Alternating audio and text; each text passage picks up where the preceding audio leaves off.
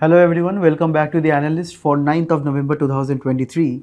Here we will be trying to understand the most important articles from the Hindu and the Indian Express. So looking at the articles that we will be discussing today, the very first is about the governors and their tendency to keep some bills pending, and this is with respect to a recent case from Kerala. The next article is with respect to wars and the various international laws related to that. Next, we will be trying to understand what are foreign higher educational institutes in India and the recent UGC guidelines regarding it. Next, we will be trying to understand what are artificial rains. And finally, we will be trying to conclude the discussion with the reduction of tuberculosis incidence in India. This is coming from a WHO report. So, the first article is coming from Kerala, where the governor is coming in tussle with the present political dispensation that is in Kerala. Now, why it is important for our discussion? Because in GS2, we have issues and challenges with respect to the federal structure in India. And here the context is that the Kerala government is moving the Supreme Court against their governor for the second time in 2 weeks, because they are facing some serious issues with respect to some legislative bills that are pending in the assembly in Kerala. Now, before this, we need to understand some background information here. See, any bill, any legislation that is tabled in the state legislative assembly or in the parliament, they have very big significance. Why? Because we know in a democracy, we do what? We elect our own representatives and send them to the legislative assemblies or the parliament. So they go there, sit together, they deliberate on the policy issues, they deliberate on the various challenges that the common people face on a day-to-day basis, and that is why they bring in various bills. Those bills can span political dimensions, social dimensions, economic dimensions that finally will be affecting the people at last. So that is why we have to understand the people's representatives that we send to the assemblies, that deliberate on the issues and they come up solutions in the form of bills. Now, we have to understand in a democracy there has to be a certain procedure that has to be followed at, say, the parliament also and at the state legislative assemblies also. Now, generally when bills are actually deliberated on passed, they are sent to the governors, they are sent to the president for their assent, right? So that is what the issue is here, right? So here we will be concerning our main discussion with respect to states and some of the issues that they are facing. So that is why we shall discuss some of the important articles also. The very first article is Article 154, which is stating that the governor is the executive head of a particular state. The next article is saying that governor of a state shall be appointed by the president by the warrant under his hand and seal. Similarly, the next article 156, it is telling that the governor should hold office during the pleasure of the president. So here from these three articles, we are getting a very important thing. We are getting the dual role of the governor. The very first role is being the executive head of the state, right? The second, that it is the agent of the center, because finally it is the center who is appointing the governor also. So the governor has to keep two dual rules here, and that is what brings a conflict in this issue. Now, in the next article, we have to find that under Article 163, it says that the governor should be aided and advised by the chief minister and his or her council of ministers, unless the governor is performing under its own discretion.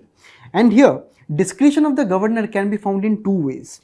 First, the discretion that is specifically mentioned in a constitution, that is known as constitutional discretion. The next is situational discretion, which is available to the governor too. Now here, we have to understand the situational discretion is very different from the constitutional discretion, because constitutional discretion is mentioned in the constitution.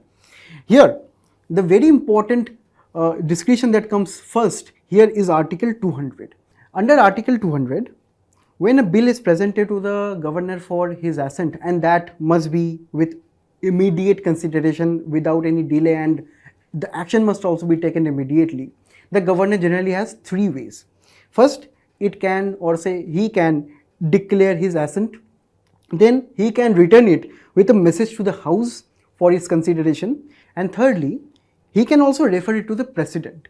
So these are the three ways, and this is also a constitutional discretion under Article 200. So this is to be minded very properly. Now the next one about constitutional discretion is Article 356, where the imposition of president's rule can be on the recommendation of a governor. So this is also a constitutional discretion. Next, any union territory and the governor that is responsible for its function, that is also a constitutional discretion. Then the governor can also seek information from the chief minister with regard to the administrative and legislative matters. So that is also a constitutional discretion. Now on the other hand, the situational discretion, some examples are that appointment of the chief minister when there is no say visible majority, or say when there is a death of the chief minister. Then the dismissal of the council of ministers if they lose confidence. Finally, also the dissolution of the council of ministers with respect to their majority. So these are all situational cases, right? So why we are discussing this discretion aspect, that some of the governors in the recent years, they have been utilizing their discretion in a very frequent manner. And here we have to also understand that under Article 163 there was a 42nd constitutional amendment, right, which specifically told that the central council of ministers, their advice is binding on the president, right? It is binding on the president, and that is with the central council of minister, but nothing on the governor in the states. So this has not been mentioned in the 42nd Constitutional Amendment Act. So this is also a very important issue. Now here, if we go on to discuss more of the issues, we have to understand if a governor is sitting on the bills and it is not letting the bills go on to the next round, right? It is withholding a very important legislative function of the state legislative assemblies, because the assemblies are there to function with the will of the people. So it is impeding the legislative function. Next, there are political reasons also, because we have seen in the previous cases also. In the case of Tamil Nadu, it was with respect to the need bill there. Then it was with respect to the West Bengal for the appointment of the vice chancellor, because the West Bengal government, they introduced a bill with respect to making the chief minister the vice chancellor of the state universities. The governor sat on those bills. Also with respect to the latest Kerala example, it is with respect to the rehabilitation of the COVID victims and the emergency compensation that the government of Kerala may have taken. So the governor is also sitting on those bills. So according to that, the Kerala government had moved the Supreme Court twice up to now. Then this is actually facing a delay, because according to the articles, there is no time limit for the consideration of the governor with respect to the bills. There is no time limit in the constitution, and that is what is also delaying the legislative process at the end. Then there is a lack of transparency and accountability. Why? Because if the governors are sitting on those bills and not recommending them, or not passing them, or not assenting to the bills, what it is signaling, it is first, it is not, or say the governor is not conveying any information as to why he or she is not assenting those bills. Second, it is also not being accountable to, because the constitutional discretion specifically mentions the same, right? So there is no accountability or transparency in this matter. It can be hiding behind political colors too. So the lack of transparency and accountability is a very serious issue here. Next, it is also undermining the spirit of federalism, because we have to understand the union and its relationship with the states, right? It is a very intricate one. And the federalism is also a basic structure of our Indian constitution. The division of powers between the center and the states is a very sacrament to our Indian polity. And that is why we have to understand that in such cases, this is also undermining the federal issues.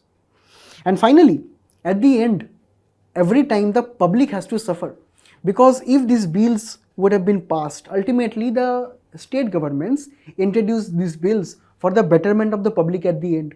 So the public suffered due to these kind of activities. Now with respect to this, we have various Supreme Court orders and some committee recommendations too. The very first Supreme Court order is the Shamsher Singh versus State of Punjab. That is a case from 1974, which has specifically said that under Article 154, with respect to aid and advice of the Council of Ministers, the governor must be bound by that. So there is a Supreme Court case in this direction. Next, we have the Nawab Rabia versus Deputy Speaker 2016, which says that there is no broad discretionary powers to the governor and that any discretionary power must be subject to constitutional standards. So we have to understand the courts can inquire into this kind of discretion. So this is a very, very important case. And as of now, as of April 2023, the Supreme Court instructed the Telangana governor to pass some of the pending bills, right? So Supreme Court had to intervene in this Telangana government case to actually clear the bills which have been pending since September 2022 in Telangana. So this is also a very crucial aspect to be observed in this scene of events. Now, according to some committee recommendations also, the very first is Administrative Reforms Commission, which says that the appointment of the governor, if it is done in a very fair and transparent manner, many of the problems can be resolved, such as the first will be, say, appointing a non-partisan person. For example, a person which is not associated with political parties. So it can be a good step in this direction because ultimately it can be the thing that the ruling party of the day at the center may be influencing the government activities or the governor activities at the state level. According to the second ARC recommendation, the guidelines for discretionary powers must be stated by the interstate councils because there are no guidelines as to how the governor should be using the discretionary power, in which manner, in what circumstances, for how long they can use. So that must have a certain guideline for that also. The Pucci Commission says that the governor must be also removed in the same way as the president is removed by the state legislative assembly. Because we have to understand, if the president can be removed, why the governor cannot be removed, right? So the Pucci Commission also recommended that. And according to the Article 163 and the 42nd Constitutional Amendment Act, we have to understand that if the Central Council of Ministers advice is binding on the president, then why not the states sin also the same here? So this is also a reform that must be taken. So finally, the concluding thought in this manner can be perfectly summed up by some of the quotes that the present CJI or the Chief Justice of India said. He said that why should parties be made to approach the Supreme Court for the governors to act? Parties here are the state governments. So he is telling that why should the state government approach the Supreme Court to clear the pending bills where it should be the governor who should be doing the same? So this is a very important question because governor is actually acting as a barrier to legislative processes, to public welfare processes, to democratic processes. Second, we have to understand that federalism is a basic structure of the constitution and the governor is a very, very important role to play in this federalism. So the governor of the day must be aware of his or her responsibilities in this manner. Next, that the reforms that we have seen, even the Supreme Court has recommended, and even the very committees such as the ARC committees, Pucci Commission, so they have particularly said that the office of the governor needs, reforms of the day. And finally, we have to understand, according to the Chief Justice of India, he also said that the governor should not be oblivious of the fact that they are not elected by the people. They're, appointed by the president. It is the chief minister. It is the council of ministers. It is the majority party in the state which is elected by the people. So governor of the day must also meet the aspirations of the representatives of the people at the legislative assemblies. So this is the thing that we have to consider. So this was all for this article. In the next article, we will be trying to understand some of the most important laws when it comes to war in international arena.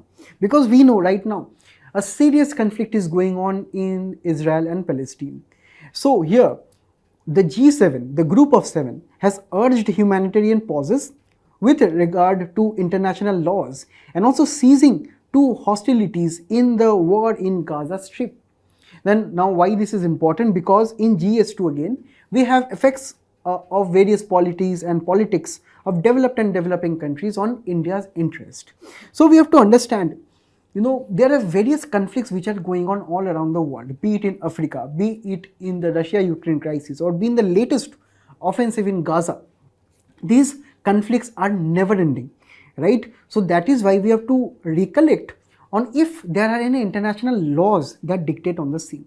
Now see, there are no particular codified one singular united international law for this matter. It is actually known as international humanitarian law. Now this is actually a bunch of various frameworks, treaties, rulings which govern various armed conflict around the world and also military occupation around the world that is going on right now. So this is particularly known as a whole, international humanitarian law. Now why am I telling that as a whole it is known of? Because it is consisted of these three things. The very first is that it is having a framework of international conventions. The most famous convention is known as the Geneva Convention. Next, it will be having treaties such as International Covenant on Civil and Political Rights, which is giving a list of various rights that citizens all around the world, that people all around the world, by the virtue of being human beings and citizens, they have these civil and political rights. Next, there is also a treaty that is known as Convention Against Torture and Other Cruel, Inhuman or Degrading Treatment or Punishment. Now these are the treaties which are ratified, signed by most of the countries in the world. So that's why we can say that the objectives, the rules that they have within them must be followed by all over the world. Finally, we also have tribunal rulings. Tribunal rulings are generally mandating from the International Criminal Court that we will be also looking here. Now here, see the central tenet of all these international laws that can be, summed in total. The central tenet is that there must be a clear distinction between the common people and the combatants or the soldiers who are fighting the war. The thing is that the combatants, they are actually fighting the war. It is including the political class, the soldiers. They must be separated from the civilians, because the civilians are the innocent people. They are the men, women, children who do not participate in the war, who are totally innocent, who are caught between the conflicts. So there have been various conflicts all around the world, such as the Lebanese civil war, the Guatemalan civil war, the Sri Lankan civil war, the recent Syrian war, which is also going on right now, and also the crisis that we see on a day-to-day basis, such as Russia military operation in the Ukraine, the Israel-Palestine issue that is going on. Now these are all the crises where the civilians are the most hurt. Why? Because generally there are no distinctions made between the combatants and the civilians. Here, Article 3 of the Geneva Convention says that protection to civilians must be there. There must be a total prohibition of murder, cruel treatment, torture, violation of their personal dignity, and also taking hostages. Now this is a condition, or hostage taking condition, which is also being seen right now in the Gaza area right now. Now here, another principle that comes to be very important is the principle of non-reciprocity. Now here, imagine a situation where there are two countries, country A and country B. Now country A is inflicting severe anti-human torture on the people of the country B, such as a country A is kidnapping women, raping them, they are mutilating them, and also kidnapping men, they are butchering them, they are cutting off their arms, hand. So it is doing some anti-human torture. Now here we have to understand, should country B also do the same to them? Because country A have done the same to them. Now we have to understand that country B must be keeping in mind that they have a credibility. They have an ethical credibility. They can respond with equal force with armed forces, not with the inhuman forces. So the state has its credibility because the state is constituted of the people. The people are ethical human beings. So the state also must be ethical. So they must not be going on to the same reciprocity on which the country A imposed them. Also, we have to understand that there is always a fear of escalation of conflicts, because if one country is responding to another country in a similar way, the escalation is even more faster. Next, the civilians are again the most hurt.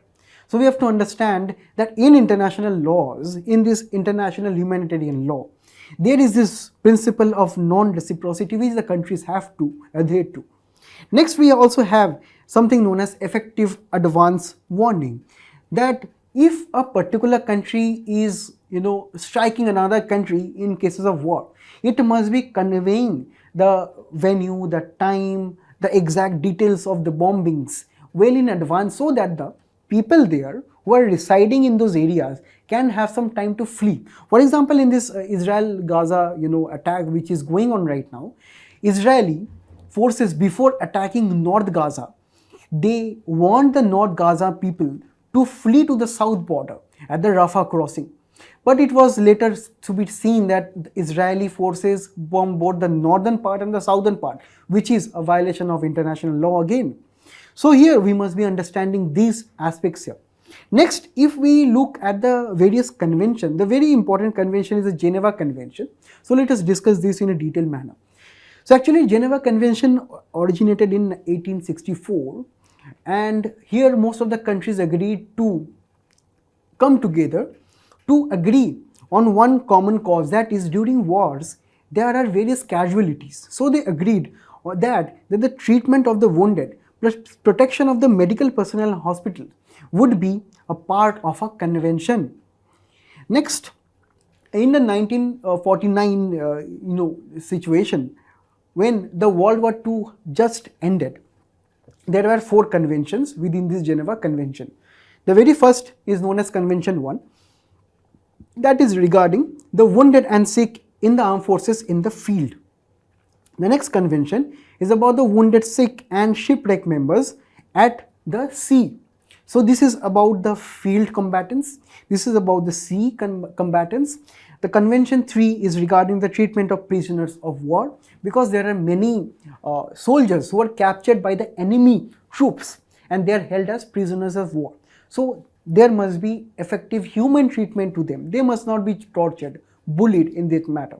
And finally, the Convention 4 is regarding the protection of civilian people in times of war. Now in 1977, there were various other international conflicts and also rise of civil uprising, such as the Sri Lanka uprising, such as the Sri Lanka Civil War, and even there are Guatemala War, right? There were instances of the US-Vietnam War. So due to these kind of conflicts, 2 further protocols were added. The protocol number 1 under Geneva only, it was regarding the protection of victims of international armed conflict. The protocol 2 was the protection of victims of non-international armed conflict. Non-international armed conflict are instances of those civil wars that are taking place within the countries itself, but it is of very severe nature. In 2005, Protocol 3 was introduced, where this particular symbol was introduced as a red crystal, which would stand in addition to the Universal Red Cross and the Red Crescent emblems, which are signs of assistance for armed conflict victims. So these are the Geneva Convention. Now here, we also need to discuss about the International Criminal Court. Now, International Criminal Court is located in The Hague. The founding treaty was the Rome Statute, which was actually devised in 1998, where right now we have 123 members who actually signed and ratified the treaty. Now, out of these members, we have to understand there are some countries such as US, Russia, Israel and Syria who signed the convention, or say the Rome Statute, but did not ratify it yet. India, China, Iraq, North Korea and Turkey, they neither signed nor ratified. So we can say that India is out of ICC and Rome Statute. Now what does it do? It tries various crimes such as genocide, war crimes, crimes against humanity, because we have to understand the various treaties, the various conventions, even the Geneva Conventions, they just state what should not be done. But there must be an authority or say a court to enforce this. So this International Criminal Court and along with the International Court of Justice, these two are the courts which are trying to streamline the judicial processes in the international arena. So here we have to understand what the ICC does. Here ICC actually carries out the investigations via the Office of Prosecutor, and here at the ICC there are 18 judges, and all the 18 judges and all the prosecutors also at the ICC, they will be having 9-year-old terms, which terms are non-renewable. That means these terms are not renewable. Now, what is the investigation procedure that is followed there? The procedure is that the prosecutor will be initiating the preliminary examination. Here, there are 3 ways how it can begin, how the examination can be begin. First, the case can be referred by a member country. For example, say if there is some inhuman treatment or anti-humanitarian thing that is going on due to armed conflict, so any member country in its own territory can be referring the case to the ICC. Second thing is that the case must be referred to the United Nations Security Council. So this is another way. If the UNSC recommends it, it also can take up the case.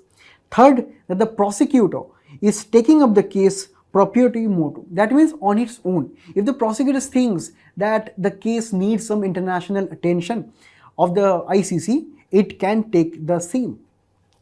Also, non-member states can also be investigated in 3 ways. Here we have to understand these are the ways where the member states can be investigated.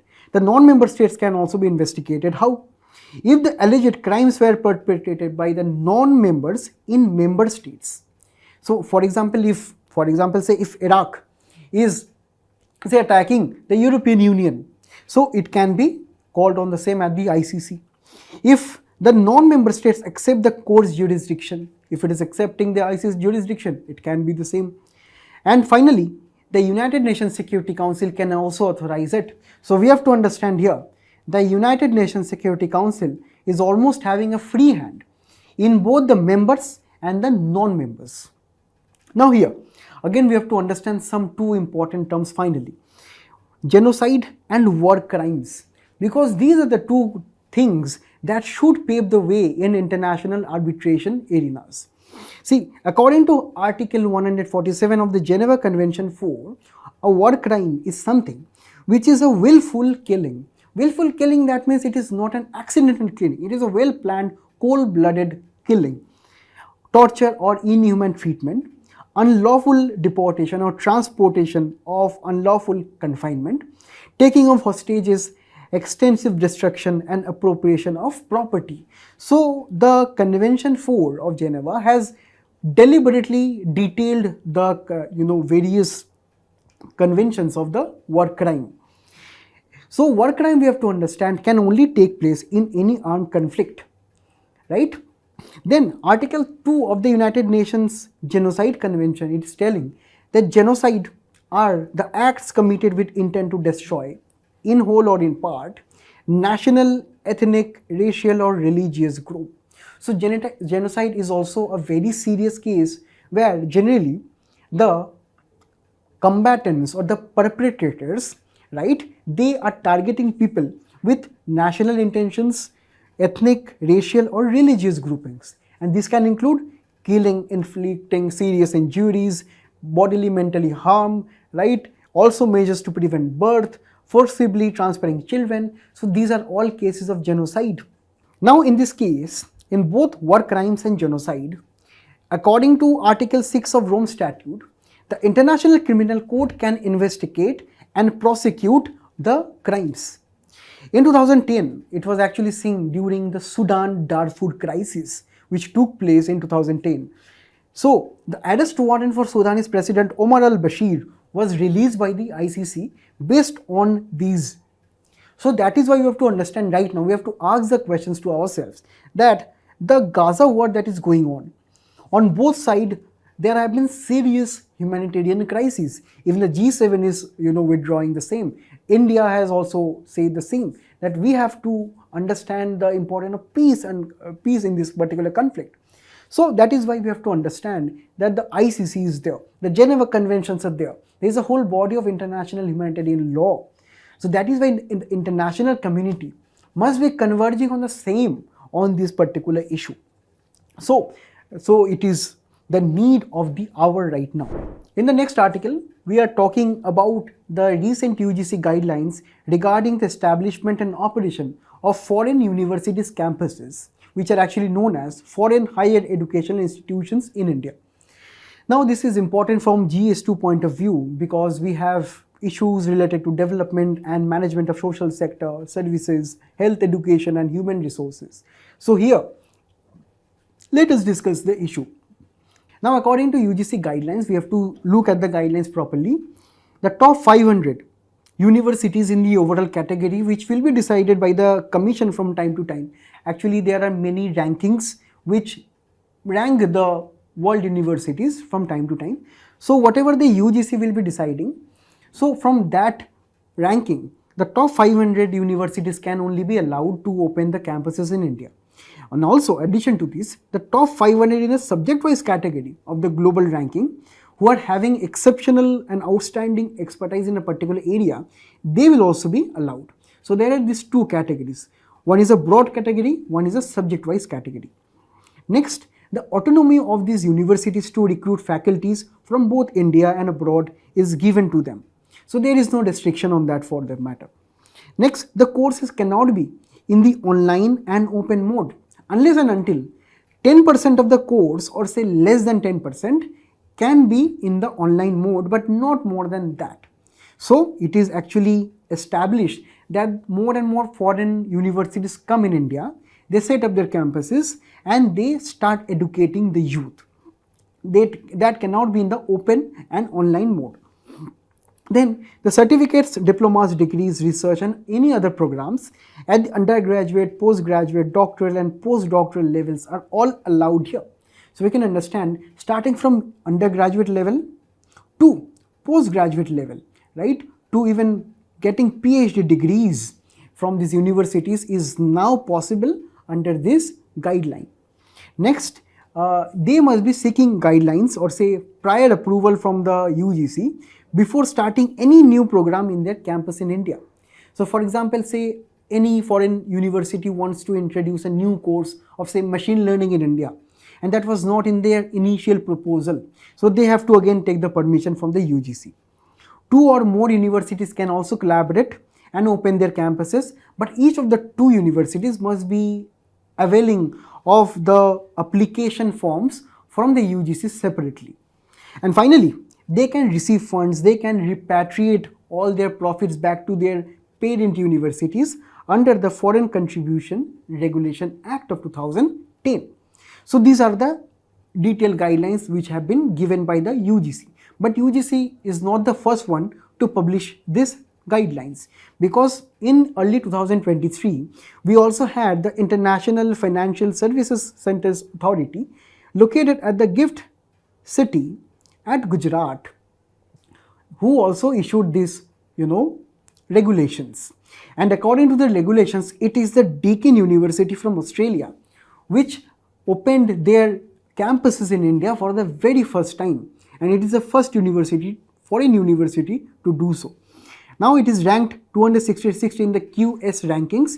QS stands for Quereli Siemens, because according to the guidelines by the IFSCA, the top 500 QS world universities will be allowed here, and Deakin University is fulfilling that. Now here, all the foreign universities which are setting up campus in India, they are responsible for their own infrastructure, and they can offer their courses in science, technology, engineering and management in India. So this is actually opening the door to these universities. Then it is also addressing the barriers. For example, the IFSC is told that the fee and administrative control will be with the universities. The reservation policy implementation will not be mandatory for them. They can repatriate any profits to their parent universities. This is the same with the UGC guidelines too, without any restrictions. So these are actually barriers to any university who will be setting up campus in India, because they must be having the autonomy to set their fees, they must be having the autonomy to recruit their faculties, to repatriate their profits, they must not be holding back their quality of education via reservation policies according to them. So these are the barriers that have been lifted. And the courses that are offered in India and also at the parent campuses, for example, say the courses which are offered in Australia in Deakin University and also in India in the Indian campus of Deakin University, they must be totally identical. There must not be any differences. The IFSCA should have the right to inspect the foreign campuses of these universities. This can be with respect to quality purposes. And finally, any case of withdrawal of the institution must be addressed to the IFSCA. Now, these are the rules or say guidelines or the regulations by the IFSCA too. Now, we have to understand what is the need of all this, because we have to understand the National Education Policy of 2020. It actually emphasized on the role of foreign educational institutions and their quality standards. If they come in India, if they teach our own youth, and if the people of India, they get educated from them, so they will be having a better kind of educational pedigree. So this is actually the aim and long-term vision of the National Education Policy, to bring in the foreign campuses to India. Next, we have to understand a lot of students actually go abroad for their studies, and this is actually putting a drain on the country's resources too. According to governmental resource, according to Government of India reports, more than $80 billion per year, right, it is expected to be draining by 2024 in India. So this much money will be actually going to the rest of the rest of the world. And with apart from the money, there is also brain drain, because our students, our own Indian people, are also going there for studies. So 4.4 lakh students actually were abroad for studies in 2016. That increased to 7.7 lakh in 2019. So this brain drain is actually increasing over a period of time. Then there are around 40 million students who are pursuing higher education in India every year, according to Ministry of Education. Now this is actually what? This is actually a potential market for foreign universities. They will be attracted to set up campuses in India. So because there is a huge supply of students, and they will be also exerting some demand on education. Next, they will be also, if foreign campuses set up universities in India, campuses in India, they will be also increasing the gross enrollment ratio. Gross enrollment ratio in higher education right now is only 27% according to various economic surveys. Now here, the higher education can be increased, the gross enrollment ratio can be increased. The cultural exchange that will be coming from foreign universities, that also will be appreciated, because the Indian students, they can also learn from the cultural experiences, from the student exchange programs at these universities. The competition and spillover that will be benefiting definitely from the private sector participation, and also with the government agencies participation, will be seen in a very good manner. Also, the various IITs, IIMs, the various NITs that India has, they can also collaborate with the foreign campuses, and they can usher in a very competitive competition.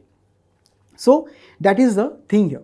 And finally, the country will be also seeing a boost in its research and development capabilities, because the campuses will be also giving postdoctoral programs such as PhD programs. So they can also be spurring the research and development scene. And all these are the grand vision of the NEP 2020. But there are some concerns also. The very first concern is about the quality concern. That shall the courses that will be offered at these universities, can they be the same quality as of the parent universities? So this is a thing. That is why the IFSCA has said that we will be going to inspect the campuses.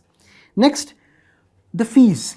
We have to understand that Indian students and their families cannot afford fees of say 15 lakhs, 20 lakhs, 30 lakhs, which are often the fees per year charged at those foreign universities in their campuses internationally. So if that will be the same thing in here, that will be a total no-brainer for the Indian students, because this will be putting a very high burden on their purses. Next, we are seeing two kinds of guidelines coming from the University Grants Commission and also the IFSCA. So we have to clear, or we have to clarify which guidelines are, the most prime in this case, right? When you're talking of regulation, who will be regulating the foreign campuses? Will it be the UGC or will it be the IFSCA? So that is also to be seen. And finally, there are also security concerns, because we have to understand that when foreign universities come to India, they also come with foreign affiliations, foreign faculties, foreign members. They can maybe opposing a security concern or security threat via the intellectual classes, via the intellectual medium, where maybe many strands of extremism can be imported via them. So we have to also address these concerns at the very same time. The next article is with respect to artificial rains, because recently the Delhi NCR region is now considering of collaborating with IIT Kanpur to bring in a new technology, that is creating artificial rains. Why it is important? Because in prelims we have general issues on environment and ecology. So let us understand what are artificial rains. Now before discussing artificial rains, we need to discuss what is geoengineering. See, geoengineering is a very broad term, which is a set of proposed techniques to actually combat the climate change. We have to understand that there is a tendency right now of rising pollution, rising carbon dioxide emissions, global warming, climate change. So we are in a fight to combat that. So to combat that, we need some technologies. So the very term that we use to coin that name is known as geoengineering.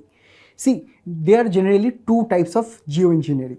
First is known as carbon dioxide removal, where we have to understand carbon dioxide removal can be in various ways. The very first is bioenergy with carbon capture and storage. This can be by using genetically modified organisms, such as genetically engineered crops, which are very well efficient in taking in the excess CO2 from the atmosphere. This can be done by increased afforestation, planting more trees. Planting more trees will be removing the carbon dioxide from the atmosphere. This can be also by de-desertification. De-desertification is greening the deserts. If we have any deserted areas, we can be planting more and more invasive species in the desert. We can be also planting some local species in the deserts to populate it again. We can also go via enhanced weathering, or we can use crushed rocks to fertilize the various degraded areas, because crushed rocks are actually giving way to soil later. So we can also restore totally degraded landscapes with crushed rocks, and these crushed rocks can be geoengineered, or they can be utilized via technology too. Then we can also go via direct air capture. There are many machines right now in the Western countries which are very large machines who suck in air. They pull in air, they totally purified it and they release it. So it can be also via this method. And finally, the second way, which are our main concern right now, is solar radiation management. So we are doing here what? We are managing the amount of incoming solar radiation from the sun, and that can be done via stratospheric aerosol injection. This is actually known as artificial rain. This we'll be discussing. Next, there can be also something known as space sunshade. You can imagine the space sunshade to be in this way.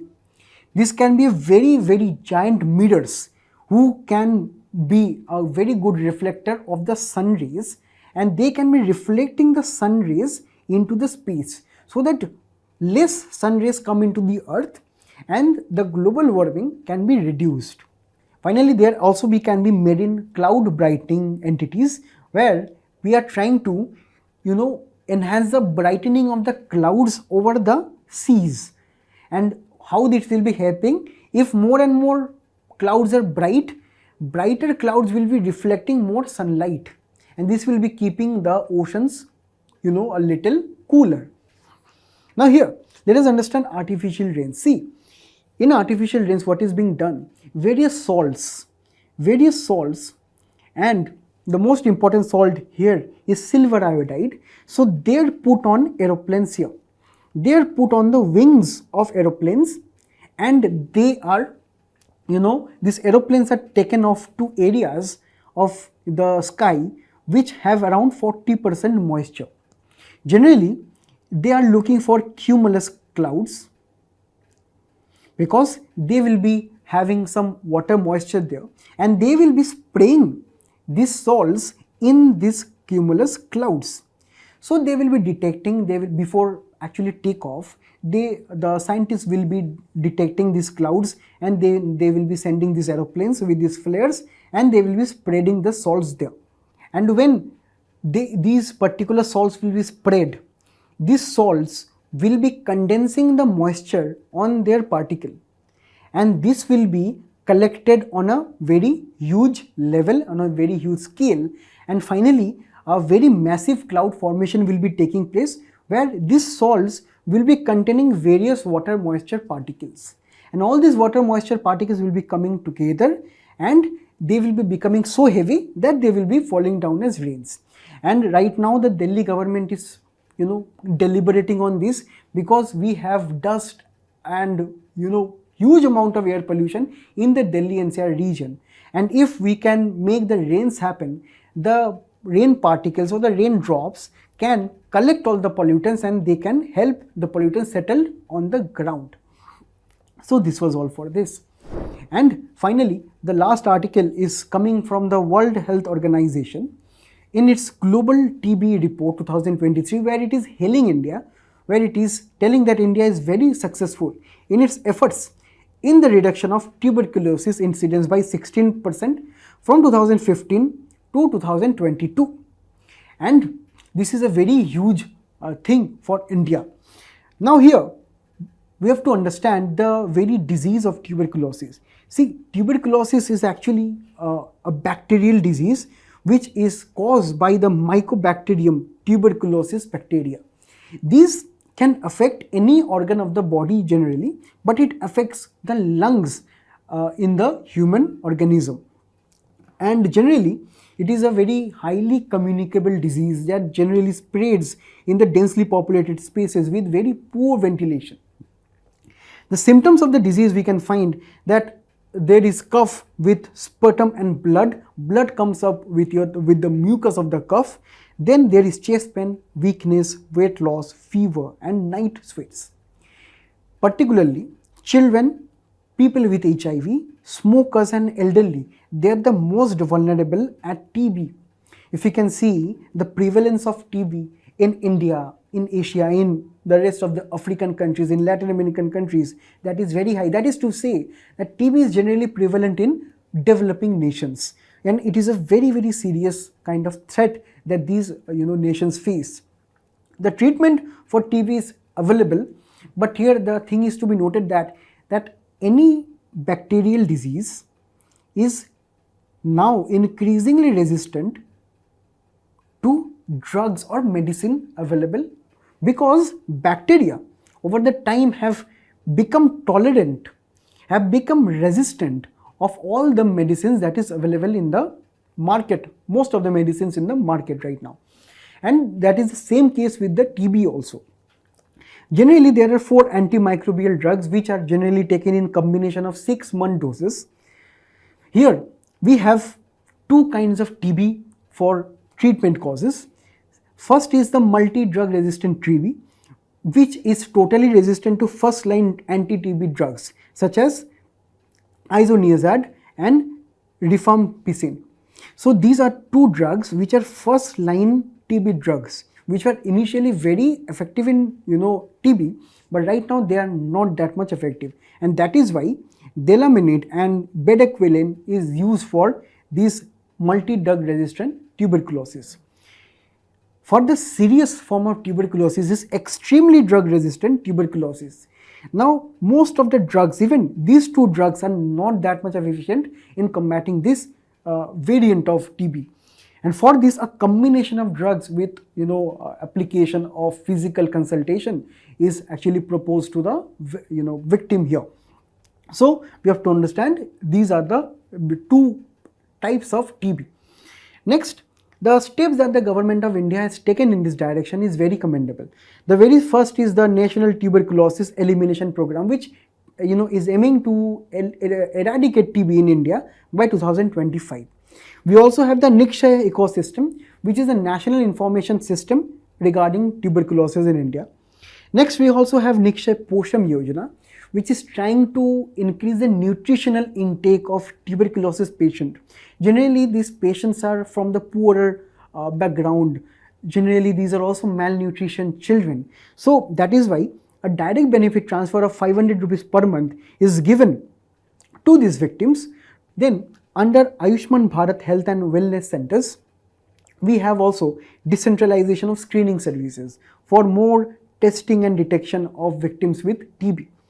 Then we also have an indigenous vaccine project management, which is trying to identify the various multi-drug resistant tuberculosis and also extreme drug resistant tuberculosis. The vaccines must be there. So vaccine development is also taking place. And finally, there is a mass public awareness campaign known as TB Harega, Desh Jeetega campaign. Also, all these campaigns are actually lauded by the WHO in its recent report that Indian nation is very successful in reducing or say eliminating the threat of TB by 2025. So this was all for today. I thank you for being a very patient audience and I hope all the best for your future till we meet again. Thank you.